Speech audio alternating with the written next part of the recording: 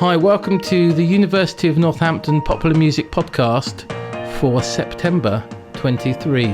And in this podcast, I will provide some key dates for our new students and returning students.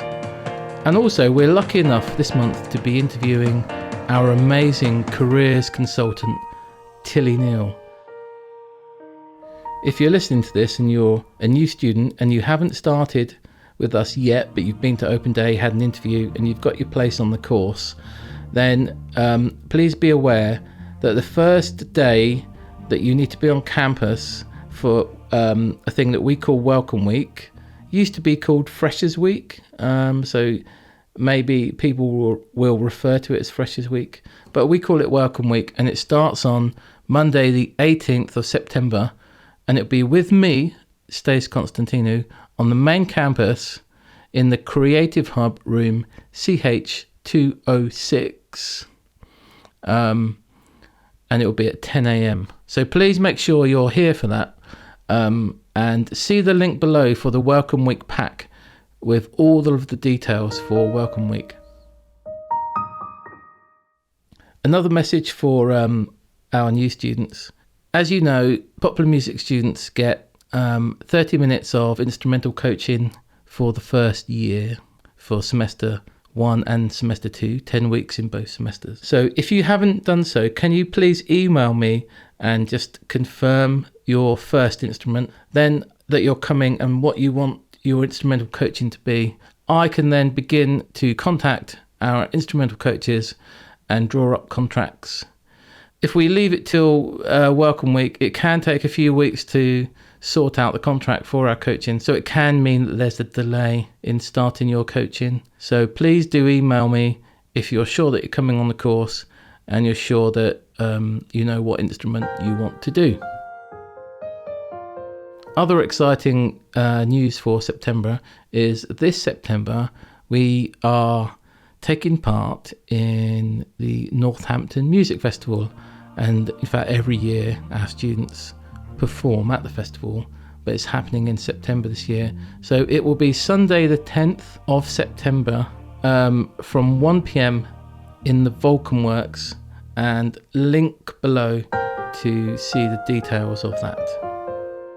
Hi Tilly. Hello. Oh, yeah. Thanks for joining us. So my name's tilly.neill. I'm the Careers Development Consultant for the Faculty of Art, Science and Technology. So that means I work with the popular music students, helping them within their studies to think about their future career, maybe even find work experience, explore their options in terms of whether they want to work freelance or work for a studio. And I'm really lucky that I get to work with the academics to deliver curriculum sessions and arrange events and talks. And so I'm really lucky. I love my job because I get to work with everyone in the music team. So I work as part of the Student Futures team. So that means there are other career development consultants.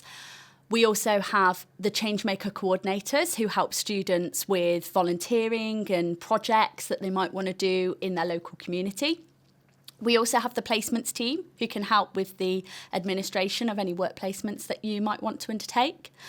We also have our Unitemps team who help students find part-time jobs, and especially if you're a first-year student and you're moving to Northampton, they can be really helpful for you to finding some part-time local paid work whilst you're studying. And then finally, there's the alumni team who, when you graduate, you become an alumni. So it's great that you get to maintain the network that you've made whilst you've been here at university. And as a Student Futures team, we offer something called the Employability Plus Award. Now, this award is something that you do alongside your studies that helps you to develop professional skills required by the workplace. And we've designed it to reflect the challenges and the opportunities and the key skills that you're going to need to develop to be successful in the workplace. And it's really flexible, so it doesn't sort of matter where you want to work. The skills will be able to reflect what you've learned, and that's really crucial for the workplace as a graduate. Now, we're really lucky in the popular music programme because we have embedded the Employability Plus Award in the curriculum.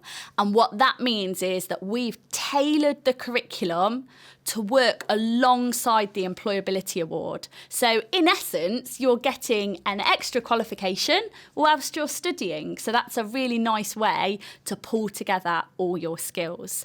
And I think as an additional bonus, what it says to prospective students is that the curriculum is meeting the demands of the workplace. You're really lucky on the popular music programme because I come into the curriculum at different touch points in the year. So you'll get to know me as a familiar face within the team. If you're wanting to meet me outside of the curriculum, we can have a one-to-one appointment and we can talk through your ideas, your goals, your aspirations, and we can also talk about things that you don't want to do because that's really important as well. I think what's really crucial in the music industry is you have to be really flexible and you have to try lots of different things. So through our discussions, we can look at opportunities that might enable you to do that. Alongside one-to-one appointments, we also offer workshops and events with employers. So these are all extra ways that you can learn and discover and find out about what your options might be. And then the best thing is that even after you graduate, you're still eligible for career support. So you can come back to me 6 months or 6 years after you've graduated to maybe discuss a promotion or a change of career, or perhaps you're just wanting to apply for another job. So I think it's really important that you know that we're here to support you. And if you have questions, we'll be here to try and help you answer them. So I like to think that I make a good careers consultant because I myself have had lots of different jobs, and that's okay. So when I was 17, I wanted to become a professional dancer. I'd danced all my life. I'd done competitions and shows and performances, and I absolutely loved West End theatre productions.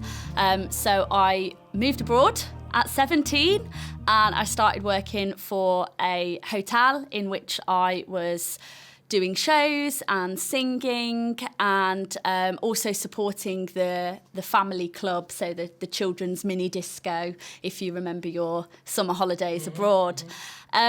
Whilst I was there, I kind of saw a gap in the market.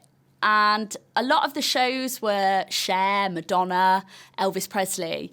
And this was the sort of early 2000s when Disney Channel was very popular. So Hannah Montana and High School Musical. And so I took it upon myself to set up my own productions, my own shows. And I was really successful in securing venues for the whole of the summer and winter season, and maybe ruffled a few feathers of our competitors because these shows were, popular and it attracted the families.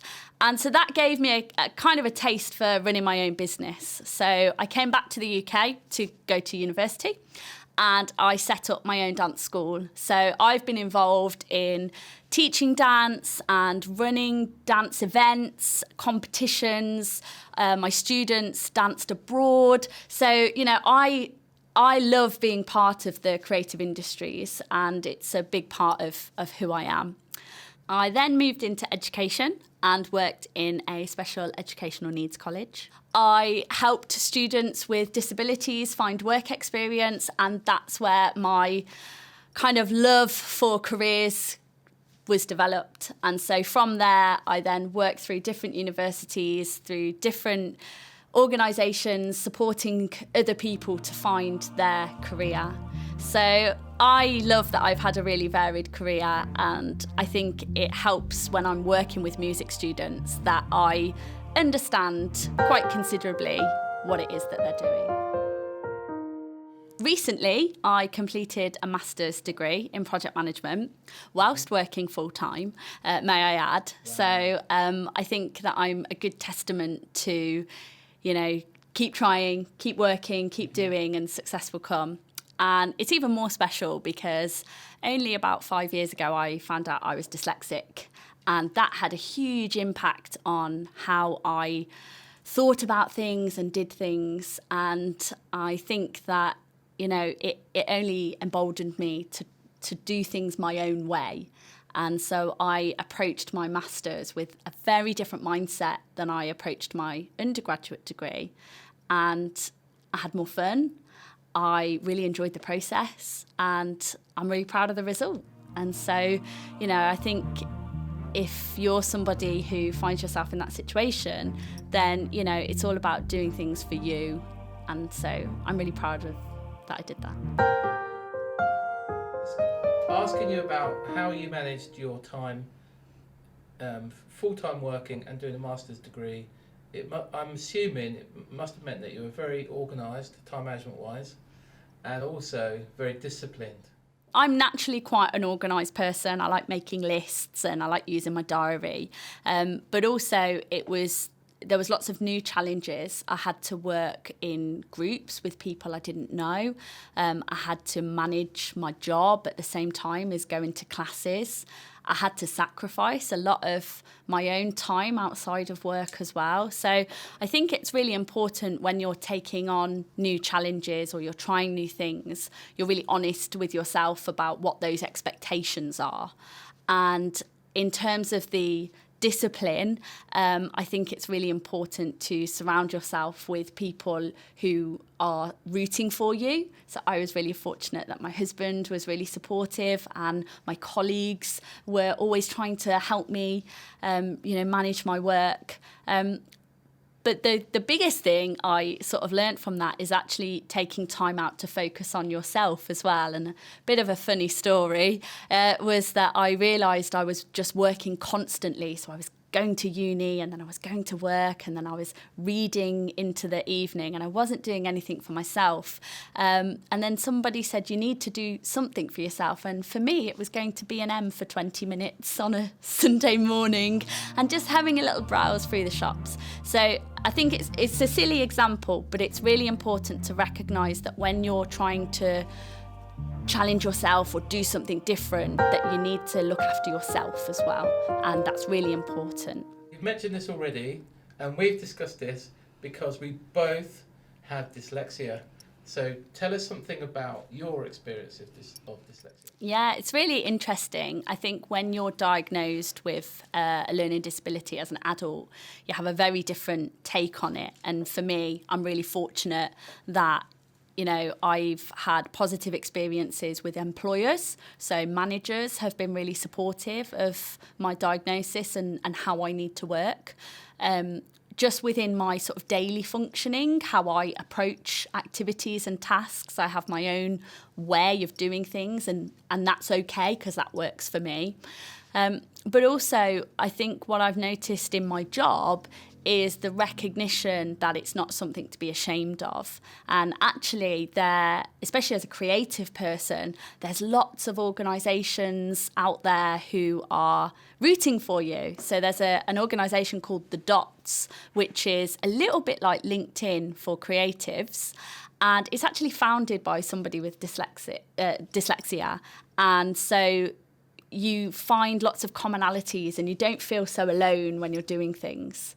So I think, it doesn't matter whether you have a diagnosis or whether you're self-diagnosed. If you find a way that works for you, own it. And, you'll be much more proud of your successes as a result of it. Thank you so much for listening to our podcast. If you found it enjoyable or interesting, please like and subscribe and even leave a comment down below if you like.